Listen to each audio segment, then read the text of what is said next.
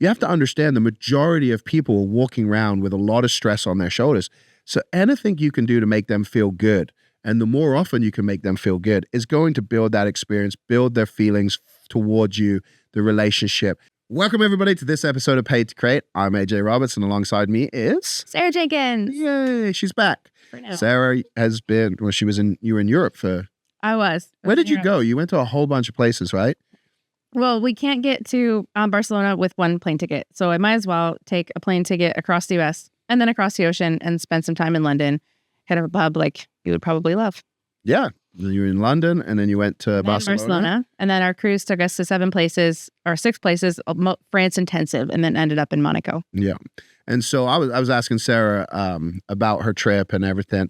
And you had mentioned about the experience and just how different it was. And obviously, you've experienced luxury. You've stayed in beautiful hotels, 5-star hotels over here. You've eaten at beautiful restaurants.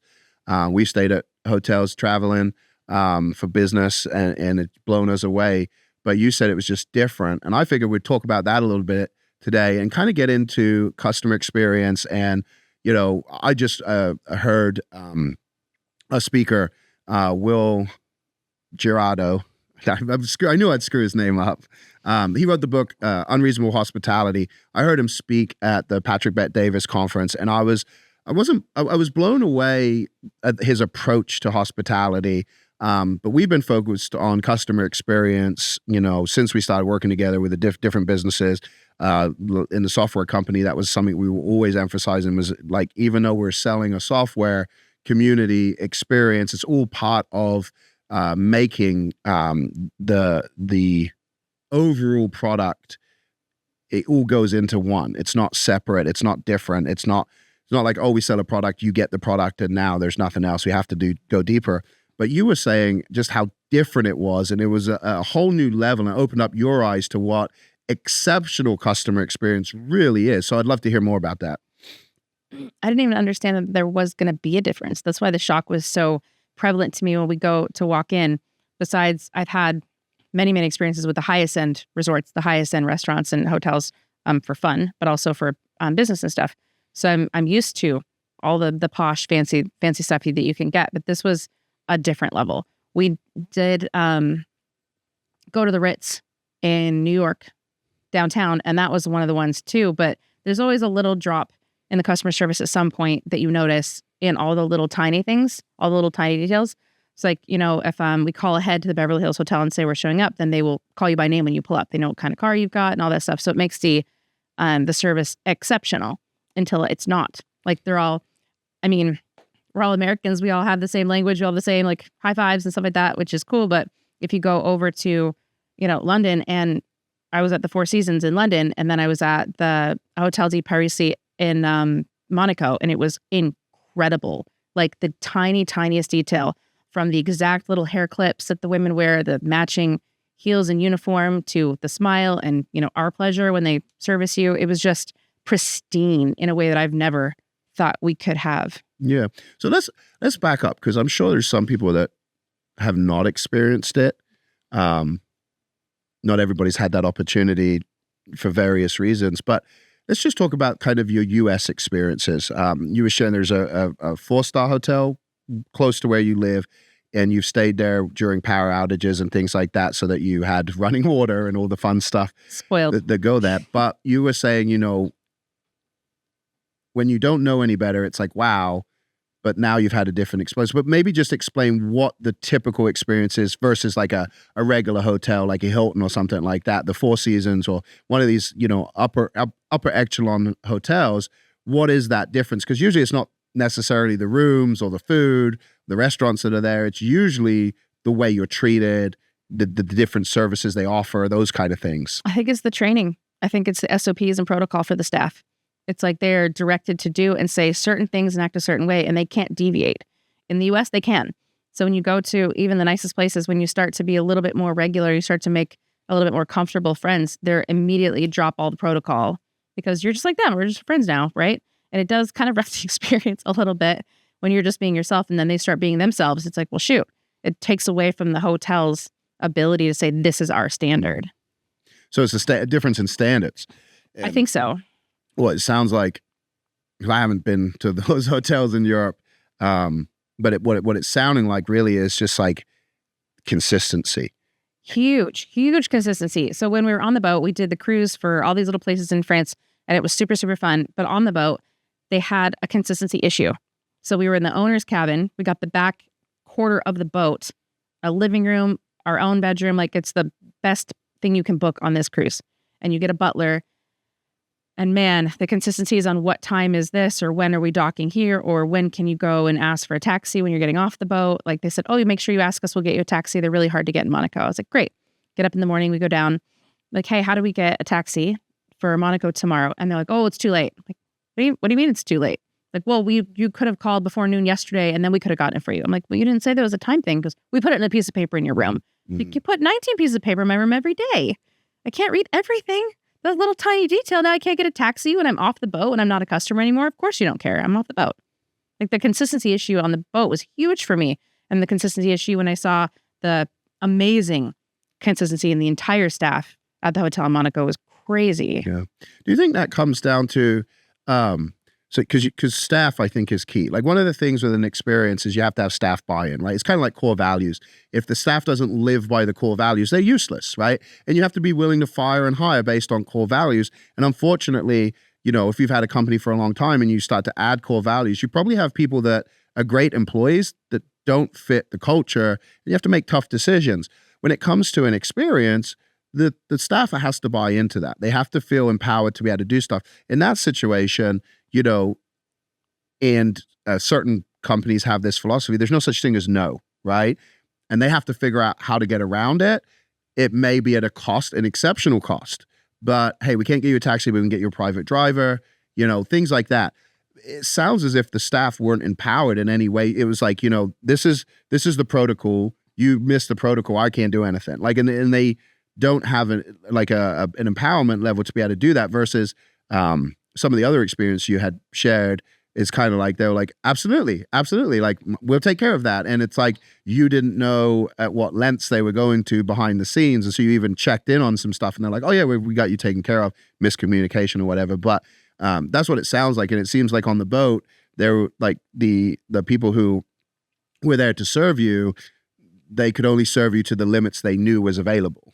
Right. And they didn't talk to each other. So we're on the boat and they said, hey, well, you get a discount if you get like hair or nails done, like you have to book it like today because we get full. I was like, okay, I have to book it today. I don't even know my schedule, but hold on. Sure, let's book tomorrow. I'll do nails and we'll both do a massage or whatever. And they're like, okay, great. Then the butler says, oh, you have the captain's dinner tomorrow. I was like, okay. I was like, well, I booked nails and massage. Well, are you going to miss the captain's dinner? I was like, yeah, I'd rather get my nails done than sit down and have dinner with a stranger I don't know that's driving the boat. We'll get there probably. If I don't meet the captain, we're not going to crash. And he's like, well, I mean, I guess I'll cancel your dinner. And I was like, or you could move the nails to the next day, right? So we could make that dinner if we even come back from shore on time. Like, we're not going to the dinner. We're not going to tell him now because he seems offended or hurt. And then I said, okay, great. And then they called me and said, oh, we're missing you for your nails. I'm like, I had him cancel them or move them to tomorrow. Well, what about your massage? He's like, I had him move that too. Well, we didn't get that note. I'm like, that's not my problem, is it? Do you have availability for us tomorrow? And they said, well, yeah. I'm like, okay, great. And the captain came by, or the butler came back and goes, okay, great. I heard you moved your nails. And I was like, yep. And he goes, the massage? I was like, perfect. We go down to our massages and I said, what about, are the nails after? And they're like, what do you mean? I was like, oh my word. Even the person on the phone didn't take note of when I need my freaking nails. I was like, forget it. You know what? I'll just have crappy nails. It's fine. So it's important this because obviously you've paid a lot of money to be in the cabin you're in, to have the butler, to have the experience, the owner's cabin. Like, you maximize the experience, right? Yeah. And you're able to do that. And unfortunately, they have a lot of, as Jordan Belfort would say, ducks working for them, right? They just quack. There's no eagles. There's no leadership there, right? Lack of breakdown of communication. All of that obviously comes from the top because, and I get frustrated at restaurants where they take your order and they don't write it down as if it's a badge of honor that they can memorize it. Look, I don't care if you have a piece of paper and write it down, but I care if I get a tomato on my food because I don't like tomatoes and I don't want to have to pick it out, right? If the dish comes with tomato and you can't remove it, I would rather you just tell me. But when you don't write it down, I assume you forgot. Now, maybe you didn't forget. Maybe you told the chef and the chef forgot. But I don't know that as the customer. My experience is you took my order, you forgot to tell them because you didn't write it down. So how was when like say having this experience, this incredible room, obviously the view from the room, you're experiencing it at a level very different than the other customers. Yet when it comes to the amenities, when it comes to the small things that are supposed to enhance the experience, it's actually taken away. So how did you feel in those moments, about the company and the entire, experience you were having? Is it like, I want to get off this boat as often as possible? No, it makes me not want to do that one again. I've done it twice. So I was like, I liked the experience the first time. We had the same sort of inconsistencies in the first day or two that me and Andy did it. And it was, how do we control the situation for our benefit now because they don't know how to help us? So then me and Ricky, same thing. It's like the guy is knocking on the door going, hello, hello. We're like, shut the fuck up. Either just come in or leave. Like, so we had to be like, hey, if you're going to come in, just come in and then knock on the bedroom door because we have a living room. Come in. You have to sit at the door and yell, make us get up to answer the door. Like, we don't want to. Or knock and say, hello, we don't answer. We'll call you if we need you. Go away. Like, so we had to discover some of our own needs or wants specific to their irregularities or their lack of consistency. So like, we have to make the boat our own. Yeah. But then I said, okay, if this is the highest level we can get on this boat and we've got these little things that make it more uncomfortable or more just like pushy, let's try something else. Maybe in a year or two, we'll do a different cruise. Maybe we'll go a little higher up and be one of the lower end customers. Like, we don't have to be the highest end of the boat necessarily. If it's a good boat, we could be one of the lower tier customers and have a better experience maybe. I don't know. So I'm open to more changes because the experience was good, but it wasn't the best. Yeah, what's interesting about that is ideally you'd want someone who's experienced your service at the highest level, or one of the highest levels, to be an advocate, right? And now you're like, well, I'm going to shop around because I want to do the experience, but not necessarily with this company. And I think that's very important because I think sometimes you add things to a business for systematization, automation. You increase sales, offer nails at a discount first day. Fine. Don't script the appointment. Exactly. And when you add stuff, you have to be careful that it doesn't take away from the core experience, right? If your trip didn't have those things, right? And it was just on you and you called and they're like, sorry, we're booked. You'd be like disappointed, but like, okay, like move on. But because of their inability to communicate and handle it, it creates a negative emotion, a negative feeling. And interestingly, I was on a mastermind call yesterday and we were talking about buying and different types of buyers and at the level these guys are at. I was curious. I'm doing research, so I was curious, like, as affluent people, like, how do you like to buy services? Like, how do you like if you wanted to hire an agency, what would you? And they literally said, when I have money to spend, I don't want to jump through hoops to have to give it to you. And so they were talking about, these people that have webinars you have to watch and then calls you have to book and, and you can't get on the calendar for 2 weeks. And these things are created to systematize and to, put you in front of a sales guy and to do all those things. And someone at a high level that is time is limited, all those types of issues they deal with on a daily basis, they literally just want to be able to text you, ask you a few questions, and then move forward or not move forward. Their buying cycles are short because they have the money to invest and they understand speed to get results. In this situation, similar thing, you're on this cruise having this experience, but you're given a deadline to book something. So you do it hesitantly because you don't want to miss out. And then you're confronted with the reality, oh, actually you just double booked yourself. So now what do you want to do? You shouldn't have had to make that decision.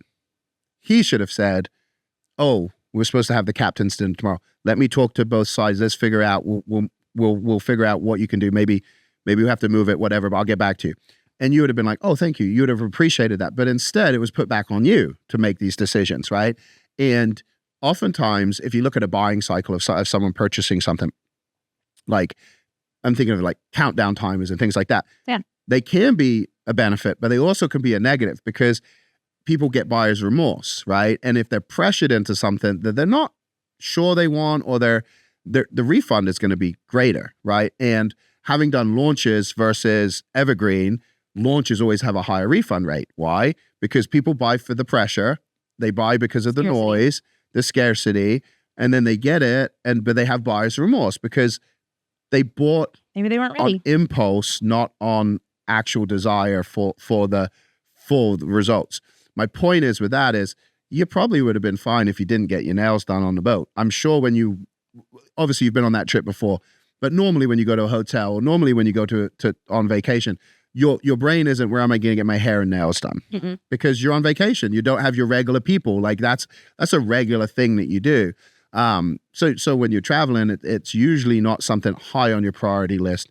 Maybe if you're going out for dinner and there happens to be a salon at a hotel, you're like, oh, I could book in, and these kind of things. But it's not necessarily a top list checklist, right? Yeah, it's a perk. So I think it's important for people to think like that, and understand that sometimes simplicity is the key to a great customer experience, because the less friction, the less moving parts, the easier it is to maximize that.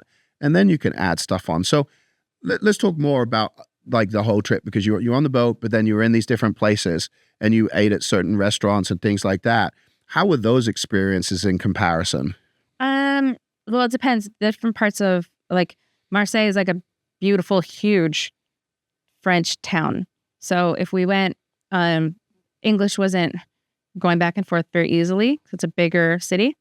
So we sat down to eat. There's a menu of like 6 items, and we asked the guy, like, what do you think? And he's like, doesn't even know what we're saying, but we're like, this one, he's like, good. And we're like, okay. And it was excellent. It was a good choice, but we communicated without the language, which was great. And he was really actually trying to help us, but he did not speak any English. We did not speak any French, which is cool because we picked a France intensive. But then the other one we went to, couldn't read the menu, right? And we're like, shoot, how do we figure out, because Ricky can't have milk. So I'm like, how do you figure out what has milk in it? Can't look at the ingredients. You can't even ask them what has milk in it. We were Googling, Google Translate, how do you ask for no cow's milk? And then we were in Corsica and they said, you could have just mooed. Moo, moo. Right? Moo, moo, moo. Like, one after the other. No. Like, okay. No prostitution. None. Got it. It's just cheese. It's fine. But we asked him on the Google Translate, how can we make sure there's no cow's milk in the dish? We have a cow's milk allergy. And then he actually wrote back on the translator, Corsica cheese is actually made from sheep's milk and goat's milk mixed. There is no cows on the island. We're like, awesome. We so that gave you the gave you the freedom to be able to move. And then we pointed 2 or 3 things we ordered. He goes, they're big. I said, okay, then we'll pick 2 of them. And they were incredible food. We were so happy. Now I actually have on my list, we went to the Verissimo cheese in Del Mar to find the same freaking cheese. It was so good. And it was something we can have in every meal. And it was delicious. And we were excited. We're like, their Corsica wine tasted kind of like watery. But then we're like, it's actually refreshing. And you can have like 2 or 3 glasses with your lunch. It's very tasty. It's very different. It's their wine and their cheese that we got to eat. And we were frustrated. We couldn't even find a restaurant pick our menu items. But then when we got it, it was awesome. It's a great experience. So you mentioned the wine there. It just reminded me of Mexico and how they chill their red wine. And I believe some red wine is supposed to be, I'm not a wine expert. Chilled, not cold. But yeah, like straight out of the fridge, like a Malbec. And I took a sip. And this is when I was drinking. I took a sip of Malbec and I was like, why is this ice cold? But it's interesting because like in that situation, you guys didn't speak the language. It could have been a negative experience, right? We were starving. We couldn't find a place to eat. We're like, we don't want to go to the one place that's crowded because everyone decided to go to the nearest place to the dock, right? And then we don't want to go to the place with one person in it. We're like, we can't even speak to anybody, but let's just figure it out. And we're starving. We finally just caved and picked the place that was packed full of people. And it was awesome food. But in that situation, because of the waiter's willingness to be patient and to have a different approach, and I'm sure they've had people before, but I mean, in those situations, like, it's frustrating. Like, I get frustrated when my kid is trying to communicate to me in English, and I do not understand what they're saying. And it's really hard not to get upset, right? To stay calm and be like, use your words, like work through it, breathe, work through it, especially if they're upset a little bit too. And now the words, you're like, you're not speaking English. Like, come on, buddy. I want to help you. And so you're hugging them, you're giving them love.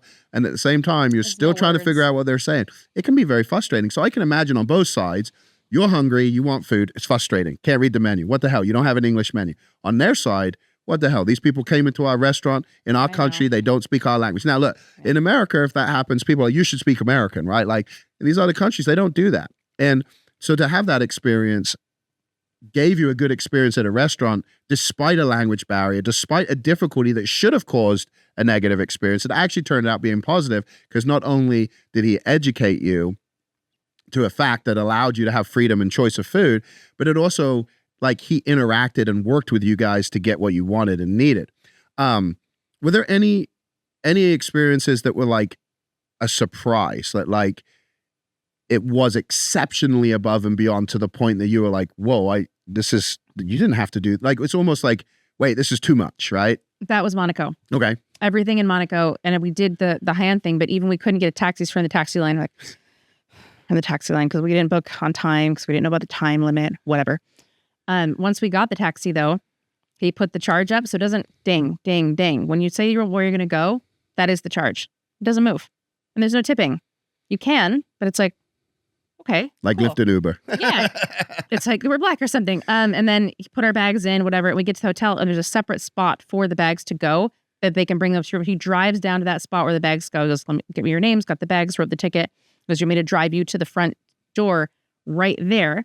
He goes, I'm happy to do it. Just get back in. We're like, no, we can walk to the front door. He's like, are you sure? Like, just want to make sure you're happy. We're like, yeah, we can walk. I've never had a driver that enthusiastic ever. They pull over, get out. I'm going on to my name. Like, obviously Uber Black or if you have a private driver, it's different, right? Different. Because they're wearing a suit. They hand you a card. When you need something, give me a call. But like in general. That was a whole town. And then we got on, anything we did, we went back into the hotel soaking wet. We're on the top of the city bus tour, and Ricky cannot stand in the lower level of the bus because he's too tall. And it was packed. So we're like, we can't stay on the first What is floor he like? of the He's bus. like 6'5" or something, right? He's 6'7". 6'7", yeah. He's 5'19". But we're in the first level of the bus. I'm like, we have to go upstairs because he's too tall to stand, and there's no space. There's no seats, and it's pouring rain. Oh. So I was like, I hate the rain. I hate the rain. Fine. I can be a team player. We're going upstairs. It's just a light drizzle, maybe. Cool. So we're sitting up there. I sit in this puddle. I'm like, now my pants are all wet. I'm like, okay, I'm doing great. Not going to wreck our day. And I get to the hotel, and we're talking about a reservation that they didn't call me if we had it booked. So they're going to book it the minute we walked in the door. Like, we'll book you the Michelin star restaurant. And then they didn't confirm it. I wanted the confirmation. But apparently they put it under Ricky's name instead of mine, even though I made the reservation. Yeah, you're checking your phone. He's not paying attention. No, he's like, whatever. He probably did text him or call him and not me. But we walked in soaking wet, and the guy at concierge, she goes, oh, are you in? Or we have umbrellas that we'd love to lend you, or we can get you a car instead of the city bus tour. Like, what would you like? I was like, a car. Oh, okay. So we actually did that the next day. We booked a private driver to take us all around the city. He's like, where do you want to go? I'm like, I don't know. Where should we go? Go to this little spot. And he's like, I'll sit right here until the cops tell me to leave. Give me your number. I'll text you. I'll pull right back around right here. The whole city we got to do with a private driver, which was awesome. But when they offered me the umbrella, I was like, it's too late. Thanks, though. Appreciate it. Soaking wet. It's interesting because if I was the owner of the cruise ship, I would be looking at these things, right? Like if I'm taking someone to 7 different places, which is, you said was the destinations, I would want a guide for each of those places. I would want ahead of time expectations, things you should know. Like, you shouldn't get on the boat and be told, oh, if you don't book today, you won't get it. Like, you should know before you go. And in fact, before you go, that at your level, the level of investment I'm imagining that takes place for that. I mean, I've looked at booking a Disney cruise for me and the kids, and I know how much it costs just for a nice suite on one of those. So a luxury cruise to all of these different places, right? Now, my point, though, is just simply that they're missing, tongue-in-cheek, they're missing the boat on what they could be doing for the level of service you have. You literally should have had a concierge person before the trip, planning the trip with you and breaking things down. And like, these are all areas of improvement. And the reason I share that is, in the book, Unreasonable Hospitality, one of the big ahas I had, because I've studied a lot of customer experience stuff and gone through a lot of books like first 90 days, first 100 days, things like that, that changed the way I think about this stuff. But one of the things Will said in the book that legitimately was like, wait, I've never thought it like that. He was like, you have to look at every interaction with a customer from the moment they book a reservation to the moment they walk in the door, to the moment they sit down, to the time they finish it. Like, every single thing. He didn't call it this, but I realized these are conversion points, right? And at every moment that you have an interaction is an opportunity to create a new experience. Most people don't think like that, right? And one of the things he talked about was, normally when you go in a restaurant, they're stood behind a stand, you say you have a reservation, they look on a list, they find your name, and then they tell you got to wait. Right? Yeah. Like, okay, Mrs. Jenkins, hang out right here, and we'll seat you in a minute. And normally it's pretty quick. Yeah. But that's not a great experience. And so, and I could be misremembering precisely, but what he said in the book was they got rid of that. They would text to confirm the person's coming in for their reservation. I don't know if they did recon to how to know who these people were, but the minute you walked in, you were greeted by name and you were immediately taken to your seat. There was no going back and forth with a host, trying to figure this out, trying to do that. But as you're sharing, and the reason I paused to point that out, for those listening, like, they have that opportunity in their business from the moment someone gives you their email address. What is the experience to then they become a customer, to then become a repeat customer? You have these opportunities, and it's not like you have to do a ton, but when you look at what most people do, what most businesses do in general, it's basically nothing. So here you are on this luxury cruise, and I'm sure it is 10 times better than like a regular cruise, right? And yet it could be 100 times better, and they would be, and maybe they are book solid because a little better is better than not. But it's like being able to look in these situations objectively and say, how do we make it so that, when someone goes on this, when they get done, they're booking their next trip because this is a must for them. And I think that's something most businesses don't do, especially if they have a single-use product or a one-time purchase, right? It's not a membership. It's not a reoccurring application they have to continuously have. You think that marketing and sales is up until the point someone gives you money. And the truth is, you are marketing and selling forever. Because once that person gives you money, what it's told you is they like you, they trust you, they're willing to have a relationship with you. And if they don't give you money again, well, you screwed up. Right. Because you want to do it again. Yeah, either your product sucks so bad they're not going to give you more money, or you just didn't give them an experience to give them a reason to want to continue on their journey with you at whatever point in time they could. And if you think about it, some of the best brands in the world, some of the most luxury brands in the world, they have like 20, 30-year sales cycles. So we've got, at Nordstrom's, you can return anything. And they have all these cool brands, cool high-end stuff. Like, it's a cute store with a great return policy. Nordstrom's actually has a really good book on customer. I can't remember. I think it's Nordstrom's Way or something. Yep. But they have a customer service book, experience book as well. Generally very good at customer service. But then Neiman Marcus is twice that, at least customer service, like glove hand holding. Let me get you a room and a sales rep to bring you your sizes, your colors. What do you like? Do you need some champagne? Oh yeah, there's nothing worse than trying something on and having wrong size and then having to put all your clothes back on. Go back out of the room and try Go out of the room to find the other side. Hope that nobody takes what you have in the room out because you don't want to carry the 7 items. Your crappy clothes back on. They're way not as good as the nice ones. Or you can't get into them because all the doors are locked and there's no service rep there to help. But they have a 30-day return window and that's it. We got some stuff delivered and it didn't fit quite right. And I just kind of forgot about it. And after a month or two, I was like, hey, what do I do about like returning this and getting like a different size? The same thing. I like what I bought, but let's get like a size lower or higher. It was lower at this point. But the guy was like, oh no, there's no refunds. There's no returns. I'm like, what do you mean? The tax one, I haven't even worn it. Like I just got it in the mail and I was out of town and now I'm back and I tried it on. It doesn't fit. It's been 30 days. I'm like, oh, that makes me not want to shop with you. But then when I need that experience again, I do go back. I want the champagne. I want them to bring me 4 dresses my size and try them all in one go. And I've got a dress for dinner. Like it's a very different high-end experience.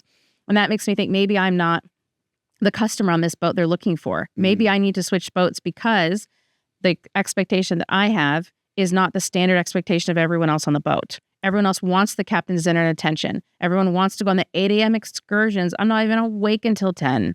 Plus the time difference. Ugh. So like, I'm not the one that follows protocol. For them to push, get your nails done for a discount, maybe that's what everyone on the boat does need. They're all over 60. They're all retired. Nobody we met was under 60 or unretired. They're like, oh, what do you do? I'm like, oh, I run software. And I was like, oh, what do you do? I'm like, oh, retired every single time. You probably love the Virgin Cruise. Oh. Adults only, and the Virgin brand, their experience is second to none. So yeah, right. So I was like, maybe I'm not the right customer for this cruise because I don't want to be pushed into making a decision on a massage or nails, and I don't want to be pushed to have a captain's dinner, as special as you may sound it to be. I don't want it. White night, right out. I'm not going.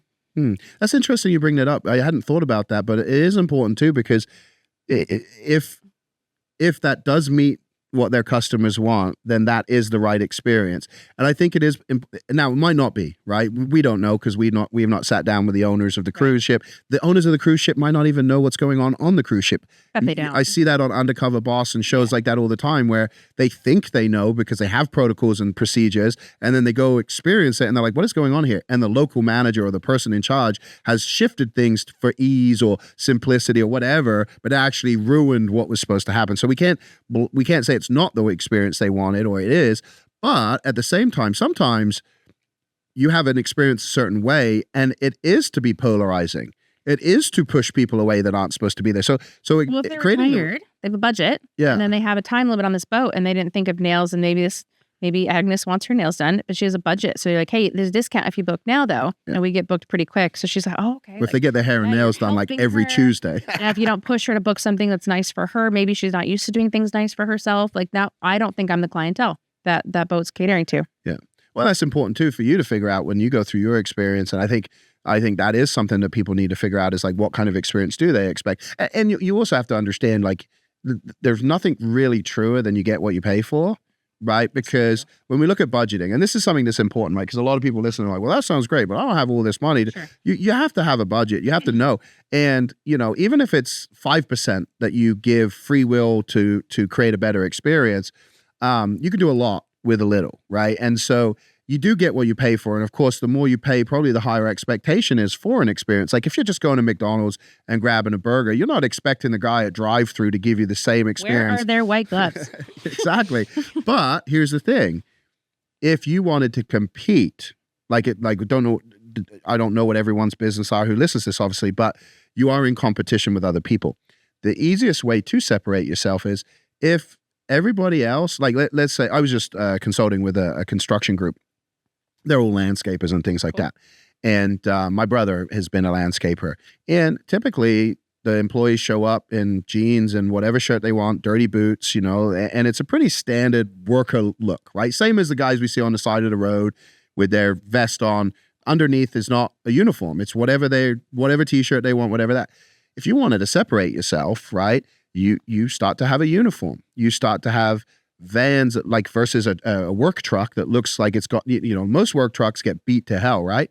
Well, what if your work truck looked pristine? And the reason I say that is if you want to attract higher buyers, they're going to expect a higher service. But if you're also comparing people at a lower budget, and one company stands out because they just look more professional, they look like they got their stuff together, like you're probably going to pick that. So even if you don't have a big budget, I think it's super important to look at what can you do to create that experience. It could be as simple as, for example, a lot of people listening obviously are coaches and consultants and experts and things like that. That's our audience and our background. Like sign up for a coaching program and you're doing let's say an 8-week course. Well, there's nothing that stops you sending them a journal with your brand on and a pen and maybe a coffee cup and stuff like that, so that when they're sat watching your training, they're taking notes in the journal you gave them. But it goes a little bit above and beyond just a virtual experience. Now you actually sent them a gift, and gifts are one of the easiest ways to create a better experience. It's one of the love languages. I've stayed in a lot of hotels, like we stayed in one in Mexico, and there's a free bottle of tequila. Were there any gifts like that along the way that kind of were nice little extras that places gave? Weird ones. They said there's some fruit in your room, and then they'll bring you little snacks like in the evening. But we didn't leave the boat most evenings. We just wanted to be back on the boat and have dinner and hang out with each other. We played Trivial Pursuit in my room for hours. You wild children. I know. We're just partying. And they said you get 2 bottles of alcohol for your room. And we're like, why? They're like, well, in case you want to have a drink, there's a mini fridge with like some juice or something in it, and you can pick what you want, like sodas or juice. We'll stock it for you so you can make drinks in your room. I'm like, okay. I was like, well, we could just call our butler and ask for a drink. He goes, well, we can't bring you a bottle. We have to bring you each beverage. I was like, oh, that seems like a huge waste of time and steps. Okay, fine. We'll pick 2 bottles. And we went through one in a week. We're like, we don't need to go make our own drinks. If we want one, we'll either go down to that nice little Atlas bar on the boat, which is a high-end bar that they're super nice to us and have really great snacks, or we'll get off the boat and go get a bottle of wine at the little store in France. Like, well, it weird. might say something to their customer avatar. You went through 1 bottle. They said 2 a night. And you went through 1 in a week. I'm like, we did buy the beverage package. We're at the Atlas Bar a lot. We're very popular. They loved us at the Atlas Bar. We were playing games. We brought our iPads to play games in the Atlas Bar to get served drinks. Like, we'd like another one while we play our Mickey Mouse at the little Atlas Bar on the couch, ignoring everybody and each other. We're like, we're just playing our game. Well, you should have tried to make friends. You could have found some people to pay. Like, so some, I'm sure there's a lot of cribbage and other games like that. We got invited to play. There was a hand of, and I said, I have to ask. There's 4 nice little ladies playing, actually from Canada. They mentioned Whittier, and I was like, oh, I know that place. And I said, what are you playing? I'm like, oh, it's a game. It's got all these rules. No one's ever heard of it. And they're like, you can play tomorrow if you want to come down. I'm like, I kind of do. I'm like, maybe we should. So maybe you were the right avatar. And for those that didn't notice, she mentioned Sarah is originally from Canada, so a little bit. She like snuck that in there, like, oh, I know where that is. Yeah, it is interesting, the gifts that people give, and I think that's something else. Like, so I've talked about this before. I'm a gifts person. That's my love language. Yeah, you're a great gifts person, and I think that it's important to understand, like, gift giving. There's 2 ways to do it. Businesses, and most people are used to corporate gift giving. Corporate gift giving is technically promotional items for the company that can be written off as marketing expense that they give you. So if a company gives you a hat with their logo on it, well, cool, you got a hat and you might love that. Yeah, we got a few over there. And you might enjoy that. You might like the hat and wear the hat. But it's really a gift you gave that benefits you, because now they're a walking billboard. So one of the things with gift giving, that if you are going to do it, you really need to think about like from the like, what is an actual gift you would give a friend, not what is a generic thing you give all the customers.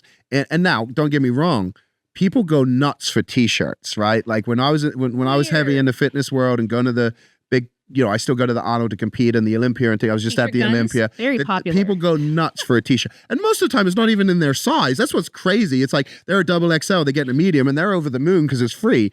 And it probably costs $6 to make. So maybe people do go nuts over little things like that. But I'm talking about things that they're going to cherish forever and actually become advocates, and they're going to tell other people. And, I've seen everything from paintings to things like that. But the reason this is so important is Sarah mentioned she's a gift giver.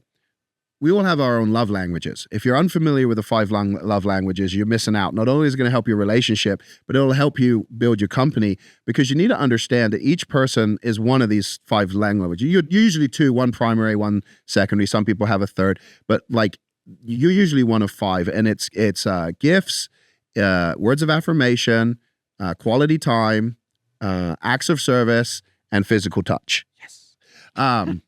Every man. Hey. Yes. Secondary. Oh, okay. Yeah. So it's one of those. But so when you run a business, and especially if you run a digital business, right? Quality time. Well, you're never with your customers, right? Oh, wait. Is there 6? What's words of affirmation? 2 of those the same? It's all 5. Did I say? I must have said words of affirmation. Yeah. So yeah, words of affirmation. If you don't talk to your customers because you sold them a course that's pre-recorded. You do look very handsome today. Oh, thank you. Appreciate that. Gifts, and quality time and acts of service and these things, like you have to understand, you don't know your customer's love language. So if you want them to feel appreciated, loved, cared for, you have to hit all 5 of those, right? And obviously it's different, but like you have to do that with your employees, you have to do that with your customers, and you have to start thinking beyond just the transaction, right? And I think it's very important to say that in today's world, because we're shifting, and I don't know how accurate this research is, but it seems like they were saying about 60% of online purchases come at the recommendation of an influencer, right? Oh, no. Why is that? Because the viewer has a relationship with the influencer. They follow the influencer's life. They read their stuff. And so that is one of the most influential voices in their life. Why is that important? What does the influencer have? They have a relationship with the person you want, right? And so if they buy your thing and you don't build a relationship with that person, they just go back to the influencer for the next recommendation. And I think it's very important to understand that, like, business has moved from a transactional world to more like a relationship world.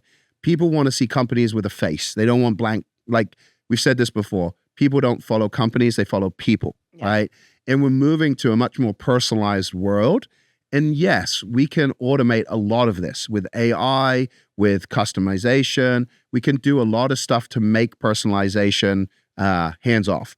But at the same time, if you want to really build a sustainable, long-lasting business, you have to think beyond just the transaction. You have to move to the relationship. To build a relationship, you got to hit those 5 love languages. And I think that's super important. And like, you know, the concierge, the butler, all these different things, they technically meet those if you look at what they're doing. You know, the acts of service going above and beyond, the free gifts, the words of affirmation and confirmation. Now, and where they drop the ball, that's communicating with each other. Yeah. They just needed one little system software where they could make notes on the account, because they gave us, 9 papers every day about where we were going and maybe recommendations to go to these 3 or 4 restaurants that are good. And then the excursions all start at 8 a.m. No, thank you.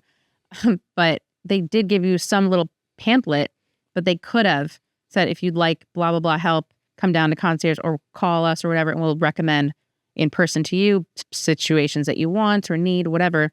I guess like GoDaddy is really great with their customer service on the phone.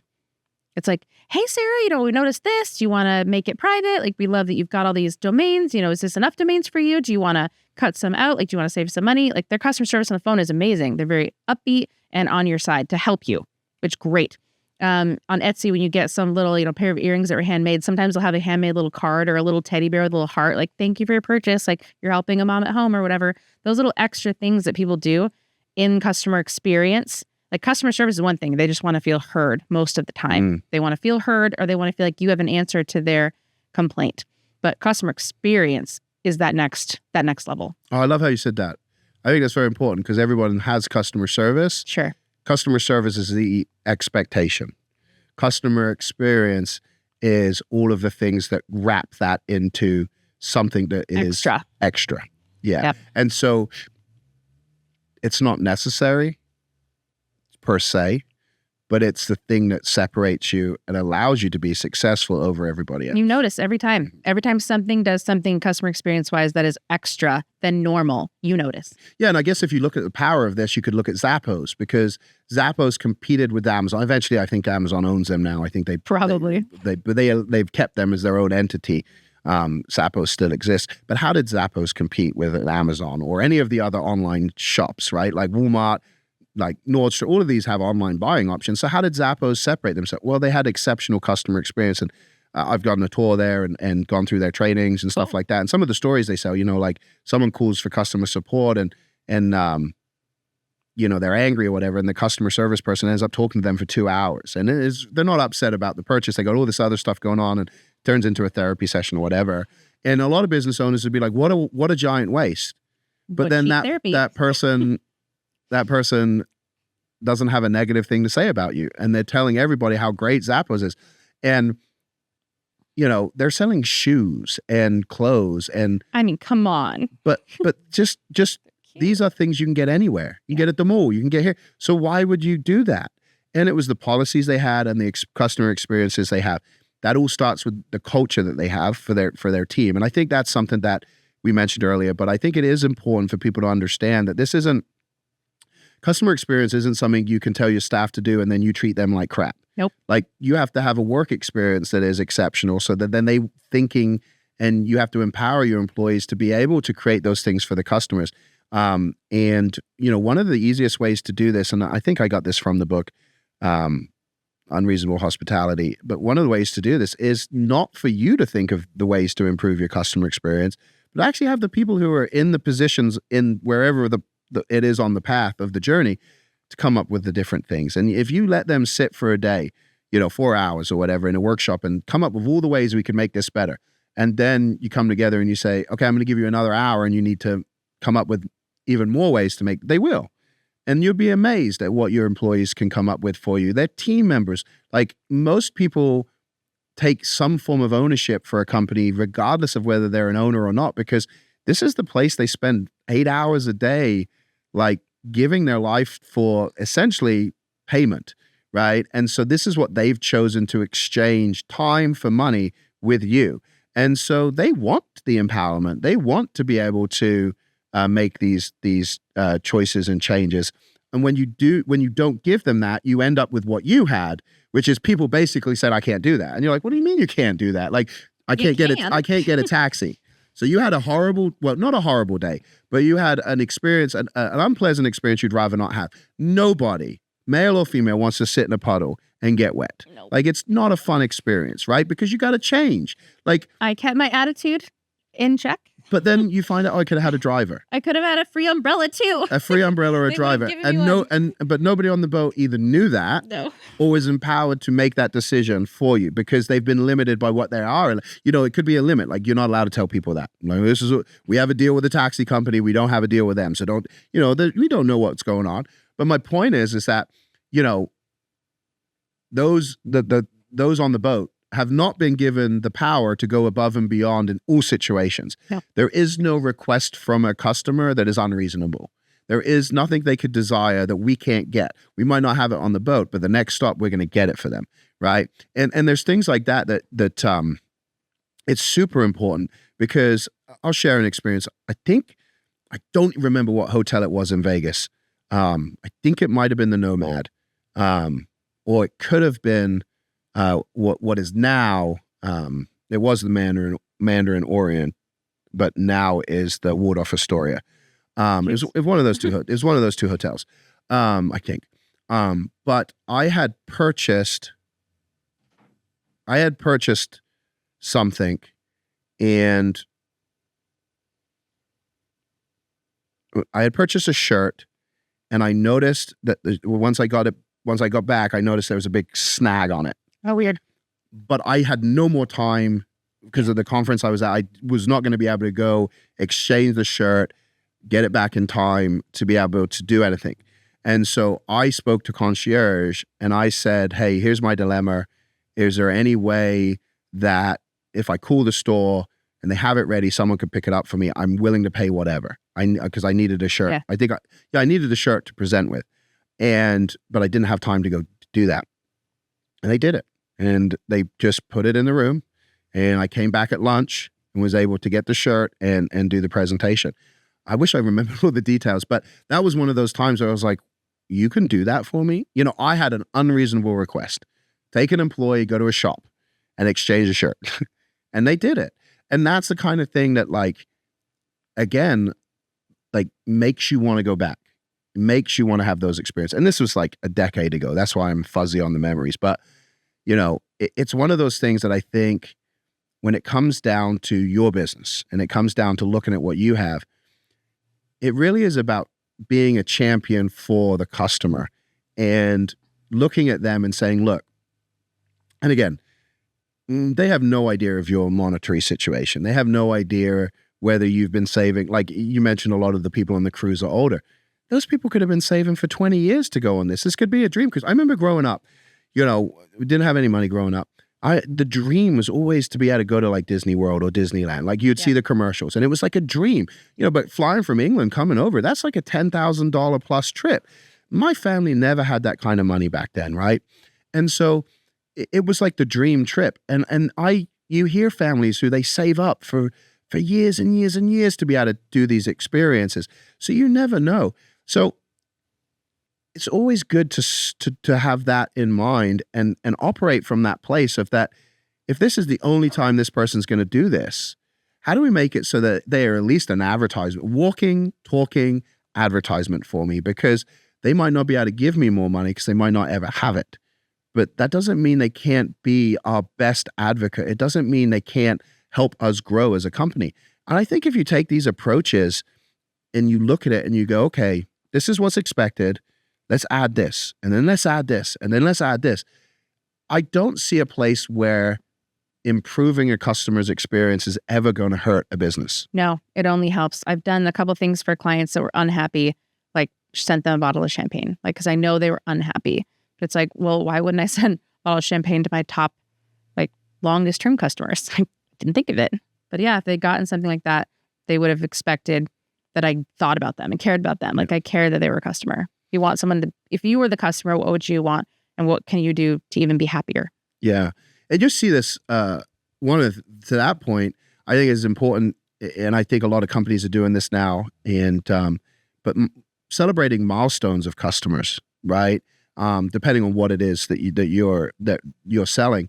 But like, you see this a lot, and, you know, a lot of people have negative thoughts about network marketing or MLM type companies, and rightfully so for different reasons. But like, there's a lot there you could also learn. And one of the things that they do phenomenally is championing, celebrating. Let's go with that, because I'm having partying. Yeah. They do a great job at celebrating the victories and the wins of people. And I think that's so important, that you can not only do it for your team, for your employees, but you can do it for your customers too, if you have a business like that. And it could just be as simple as like, someone finishes the first module of your training in your course, and, you know, the screen goes boo, and little fireworks happen. And it just gives you this good feeling of accomplishment. It doesn't have to be these extravagant, expensive things, you know. And if let's say you have a system that doesn't allow you to have a celebration on the screen, well, you know, when it tracks what people watch, and when they complete it, it can send a notification, and you could send an email that has a little GIF in it that does that. So there's workarounds. You don't be limited by your technology. My point is just look at these opportunities to make people feel good. In a world where most people don't feel good most of the time, right? Because we have so much going on. Most people, they're so worried about themselves, they can't even imagine anybody else, because they're trying to figure out how they're going to pay their next bill, or how, you know, they're going to, you know, afford the field trip for their kid or whatever. You have to understand the majority of people are walking around with a lot of stress on their shoulders. So anything you can do to make them feel good, and the more often you can make them feel good, is going to build that experience, build their feelings towards you, the relationship. And again, when you meet somebody and you've never interacted with them personally for whatever reason, and they tell you changed their life, that is a powerful feeling. But you have to understand, you have the power as a business owner to do that. And you do that by continuously looking, how do we improve beyond the product? They buy the product, service, whatever it is, and there's an expectation. Money is exchanged, service is delivered. And unless it goes above and beyond that, they're not going to tell other people. You know, they'll just be happy. And they could be happy as a client, but they're still not going to shout it from the rooftops. No, the only people that do Yelp reviews are either extraordinarily happy with your above and beyond service, or they're really pissed off. Yeah, that's a really good point. Most happy people aren't writing in. That's the thing with customer support. It's one of the most brutal jobs there is, because very few people are writing in and being like, oh, I love this new feature you added. It helped me do X, Y, and Z. Right? They're writing in being like, hey, I'm confused. This new feature doesn't work. Or I don't know how to do this. I don't know how to do that. Login's broken again. Exactly. And so it's a thankless job.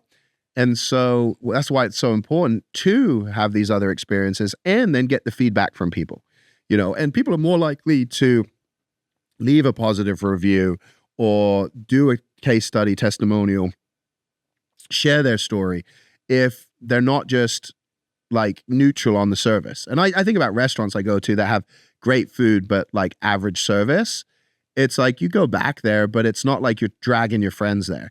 When you have a restaurant that just blows you away, and you think to yourself, like, if I'm say to my wife, hey, let's take Sarah and Ricky out Like, where do you want to go? Like we're looking at, there's certain places to go. Yeah. Because we know that the experience is there, which means you're immediately going to have a good time, and it's going to, everybody's going to be in a better, happier place. Like I'm not saying, hey, we should go to Applebee's.